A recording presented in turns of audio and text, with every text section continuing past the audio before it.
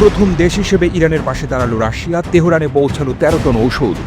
যুক্তরাষ্ট্র ও ইসরায়েলের সাথে চলমান সংঘাতের মধ্যে ইরানের পাশে দাঁড়িয়েছে তাদের দীর্ঘদিনের মিত্র রাশিয়া। গত 28 ফেব্রুয়ারি যুদ্ধ শুরুর পর প্রথম দেশ হিসেবে ইরানে বড় আকারের মানবিক সহায়তা পাঠিয়েছে মস্কো।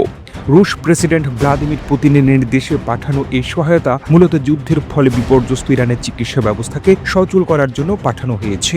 সহায়তার মূল বিবরণ: পরিমাণে 13 টনেরও বেশি চিকিৎসা সামগ্রী, উপকরণ, জীবন রক্ষাকারী ঔষধ, অস্ত্রোপচার সরঞ্জাম এবং হাসপাতালের জরুরি যন্ত্রপাতি। সমুদ্রপথে উত্তেজনা থাকায় বিশেষ কার্গো বিমানে প্রথমে আজারবাইজান, এরপর সেখান থেকে স্থলপথে ইরানে পৌঁছায় এই ত্রাণ। আন্তর্জাতিক বিশ্লেষকদের মতে এই সহায়তা কেবল মানবিক নয়, বরং গভীর রাজনৈতিক তাৎপর্য বহন করে। ইরানের সর্বোচ্চ নেতা আয়াতুল্লাহ খামেনির মৃত্যুর পর তার ছেলে মুস্তফা খামেনি দায়িত্ব গ্রহণ করেছেন। মস্কোর এই দ্রুত সহায়তা মুস্তফা খামেনির নতুন প্রশাসনের প্রতি ক্রেমলিনের প্রকাশ্য সমর্থন ও স্বীকৃতির ইঙ্গিত দেয়। পশ্চিমা বিশ্ব যখন ইরানকে একঘরে করার চেষ্টা করছে, তখন রাশিয়ার এই পদক্ষেপ প্রমাণ করে যে দুই দেশের সামরিক ও কৌশলগত জোট আগের চেয়ে অনেক বেশি শক্তিশালী। হোরমুজ প্রণালীতে ঝুঁকি বাড়ায় আজারবাইজান হয়ে স্থলপথের ব্যবহার আঞ্চলিক ভূ রাজনীতিতে নতুন সমীকরণ তৈরি করছে।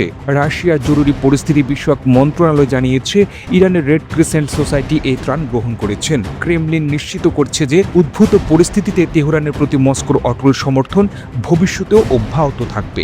এই ভিডিওটি আপনি বাংলাদেশের কোন জেলা থেকে দেখছেন আমাদের কমেন্ট করে জানিয়ে দিন।